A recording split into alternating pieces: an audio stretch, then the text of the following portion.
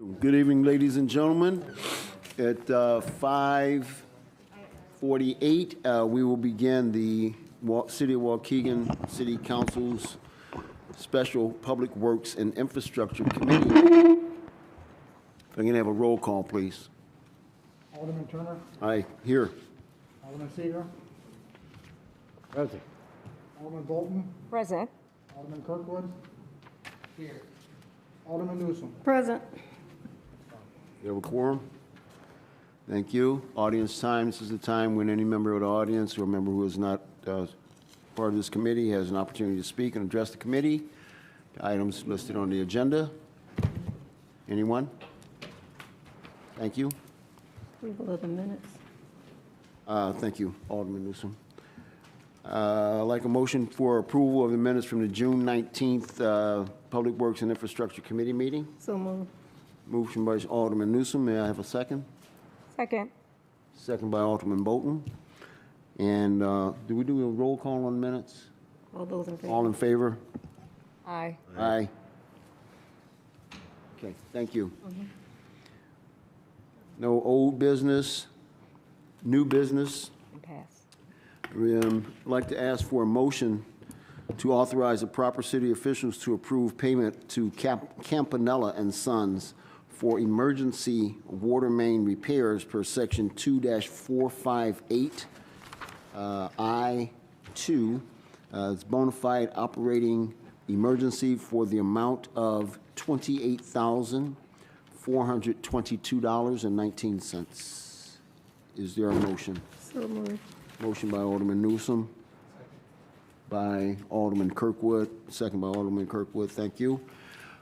Roll call, please. Alderman Turner. Aye. Alderman Seager. Aye. Alderman Bolton. Aye. Alderman Kirkwood. Aye. Alderman Newsom. Aye. Thank you, ladies and gentlemen. Item B, I'd like to ask for a motion to authorize the proper city officials to adopt an amended ordinance for the jurisdictional transfer of 14th Street from Dugdale Road to Glen Drive from the city of Waukegan to Lake County, Illinois. Is there a motion? So moved. Motion by Alderman Newsom. Is there a Aye. Second. second by Alderman Bolton? Thank you, ladies. Alderman Turner, I have a question. Yes, sir. So what does this do in terms of our jurisdiction is no longer on that part of 14th Street? Right. So from Dugdale to Glen Drive is our jurisdiction now in terms of road repairs and such. But going forward, that would be the responsibility of Lake County. Now, that is not going to impact any other jurisdictional obligations. It still falls within the city of Waukegan, so police and fire will still commit to service that area. But as far as the road, just the road, 14th Street, between those 2 points is going to be under the auspices of Lake County. Okay, is the city of North Chicago doing the same thing on their side? I don't know. No, actually, they're going to maintain their portion. Okay. We decided not to do ours because of the expense. Oh, there you go. There you go. Yeah, sorry about that. So anyways, we decided because of the expense and basically snow removal, what ended up usually happening was we'd get there before North Chicago and we'd end up doing all of it. So this actually works out well for us because then we don't have any maintenance issues. We don't have to worry about within 5 to 10 years when the road starts to fall apart. The only thing we have to keep and maintain is the sanitary sewer and the water main, lighting, sidewalks. And we have a current issue on Sunset now where the drainage was an issue, and because of our agreement with the county, we have to maintain it even if it falls apart. So this is a better agreement for us and saves us a lot of money in the long run. All right? Outstanding. Thank you. Okay, thank you. All right. Thank you. Any other questions? All right. Roll call, please. Alderman Seager, Aye. Alderman Bolton, Aye. Alderman Kirkwood, Aye. Alderman Newsom, Aye. Alderman Turner. Aye. Thank you all.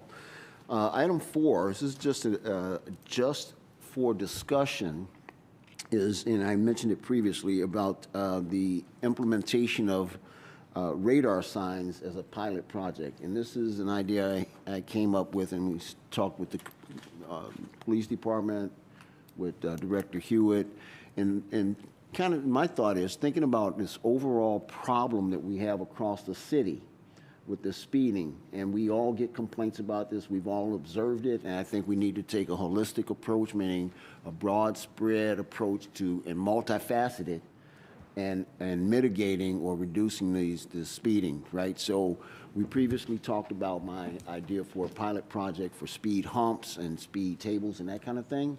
This would be in addition to that. So what I'm thinking, and I like your input, I'd like to implement a radar speed sign in the area of St. Anastasia School up on Glen Flora, right?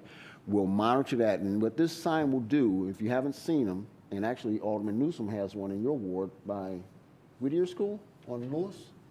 Oh, you're talking about that one? Yeah, so it's very similar, but much more advanced, what I have in mind, in that it will collect data. How many cars traveling, how fast, did they slow down, all kinds of relevant data pertaining to the effectiveness of this radar sign. Additionally, the sign is extremely visible for as much as 500 feet, and it's customizable, so you can have it show in yellow if you're doing under the speed limit, and then flash red if you're over the speed limit. You can have it have a fake light as if it's taking a picture. You can have it send a slow down message or any other customized message that you like.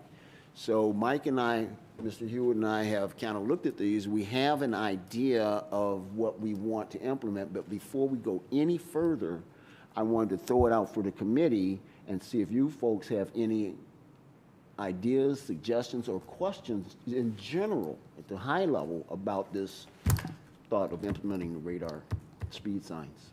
Yes, sir. Alderman Kirkwood. As far as, the instrument itself, what type of cost are we talking about?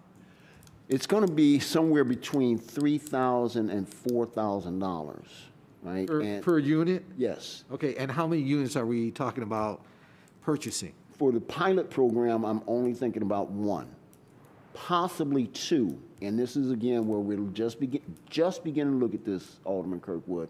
So the minimum, possibly one, and that being for both directions, right? So as you approach the school zone, if you're going west to east, there would be one. That's ideal, right? That's on the same side of the street as the school. But then if you're coming from North Avenue or traveling east to west, we might want to put one there as well.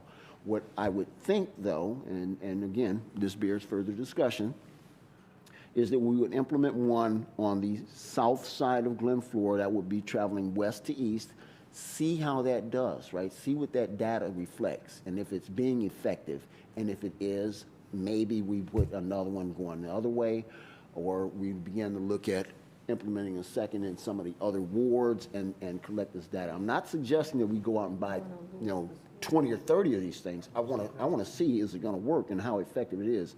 Now, of course, the vendors of these devices say, hey, they're super effective and all of that, but we need to collect our own data. So a little bit about the technical aspects of this. They're solar powered, right? So that you can just pop them on any existing telephone pole or sign pole or any of that. It's not a overly complicated or expensive initiative to install, right?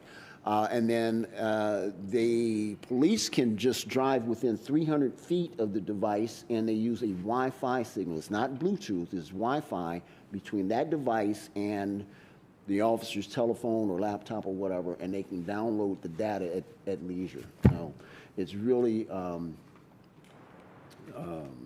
efficient in terms of management and configuration, and all of those things can be done easily from the seat of a car. Yes, ma'am. Has our police department been collecting the data from that one on Lewis Avenue? That is not ours. That is the school district's, and I don't think it has that capacity. It's very old. It's been there for years. I could not hear a question. Not that long. Pardon me? It hasn't been there for years. It hasn't been there for years, not in Whittier. These 2, 3. Not quite. No? Alderman Bolton and then Alderman Yes, Kirkwood. can you repeat your question, Alderman Newsom? No, I couldn't was hear you. asking, had the police department, I thought that the school district probably put that up, but, I know the police department was working on them too, so. so that's why I was asking if the police had collected any data from that one, if they were currently working on it. But I thought that the school district put it up in that area because it's near where they wanted the crosswalk painted as well. Alderman Bolton. Yeah, I think it's a great idea. Of course, I would want one in my ward as well. But how long are you thinking about piloting this program? I haven't given it any detailed thought in those regards. I would, again, it's all going to be dependent upon how much data is collected and what that data reflects. And I know that you have a school there on a major thoroughfare through your ward, McAllister definitely. Street. I think it would be a great idea to I have do it down too. there by that school, right? Alderman Kirkwood. Well, you know, on Buttrick, we had the middle school. I agree. Well, Alderman, speak up, please, into the mic. Okay. Okay, I said that on Buttrick, we have Miguel Juarez Middle School. Yep. Which is a long shot between Brookside and Washington where they speed through that area, even though they have a sign there purchased, I guess, by the school district. My concern would be that after we've collected this data, then what? Okay, we see the speeding and all the things happening, you know, are we asking the police to be there at certain times when we see that there's a high level of speeding, whether it's during school time or off school time? Because between Brookside and Washington Street, they get a head of steam up, especially if there's no kids present, Right. you know, during that time, you Yeah. know, and there's nothing that stops them between Brookside and Washington Street but a stop sign. Right. So the sign itself, and I can attest to this because I pass one 3 or 4 times a week when I go up through Kenosha, and they have exactly the sign that I'm talking about. Now, I'm telling you, it gets your attention, and you see when it, you know, suddenly it flashes from yellow to red, and you see that you're doing like 60 in a 40-mile zone. It is effective in causing drivers to slow down. I know that from my personal experience and observations. So the sign itself is effective, and that's the data that we want to collect. How effective is it, right? Now, you raise an interesting point that I had not considered, and that being if we put it in the school zone, and during school hours it's effective, obviously, but what happens after hours? So that's something we need to consider too, and this is a great point. Thank you. Alderman Bolton, and we're going to wrap up. Thank you. I know maybe Chief Wallace can help me. I've been working last year with Lieutenant Beach, and he would station that, what do you call that? Radar trailer. Trailer Yeah. that would already collect this data. Would this be your idea to replace those? It would replace, we wouldn't need a radar trailer where we have a radar sign, obviously. But the larger idea, Alderman Bolton, is to pilot this project in 1 or more locations, and then if it's measure its effectiveness, and if it's effective, then I would propose to the council that maybe we implement it, and maybe we throw it out to each alderman.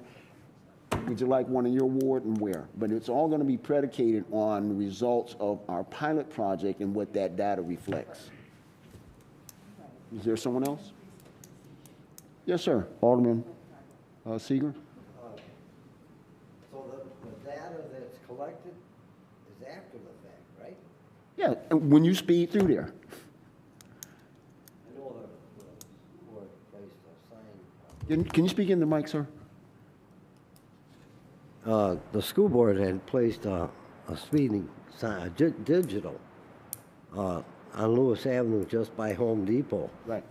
Oh, I didn't. I wasn't aware That of helped that. a lot with Thomas That's down there Jefferson. too. there.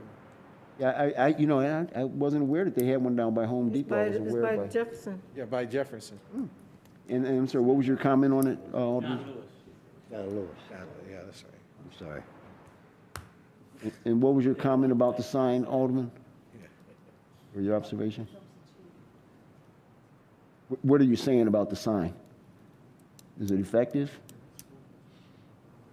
One by Lewis, Yeah, by Home Depot? I think it helps, Yeah, great.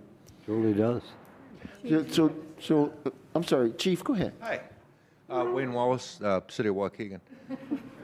Mr. Hewitt, help me, aren't those signs ours? Those 6, we bought them and installed them. Yeah, you bought them, you had a Yeah, grant. they're ours. Whittier, Right, yeah, there was those are like a- ours up and down there. So we already have them in They're place. ours, yes. But yes, sir. do those signs collect data, or are they just kind of static? Yeah, I don't remember if we got the data collection ones. I don't know that we did. I don't I know we believe had it. it as an option. I don't remember if we did or not, because I know the trailers do, and they're quite effective, actually. But those, we bought those. So the school district does not have them. Okay, good. And the Alderman Kirkwood had asked, what we do with the data, what's effective of it. It's extremely effective in that we can do a car count, we can do a speed, top speed, and then we have a little better of an analysis of when we, given the opportunity to have a car, when we should actually have one out there. And that's why the speed trailers are beautiful, because, people call in and, they report lots of traffic, and we can actually see where they're at and actually what times of day it is. So thank you, Chief. And one of the advantages of these radar signs is they're mobile. I mean, so if we collect data over an area and it says, yeah, it's not as bad as we thought it was, we can take that sign and redeploy it. It's not permanently installed. Go ahead, Alderman. So since we own those signs, or we purchased those signs, can we retrofit those signs so if it doesn't collect the data, that we can retrofit it so it will collect data, where we already have purchased those signs that are at the school district buildings? That would help us even more so. Yes, sir, I would imagine we could. I don't see why not. It's not a module, one and the same. I don't know, Mike, do you remember? There was all kinds of add-ons.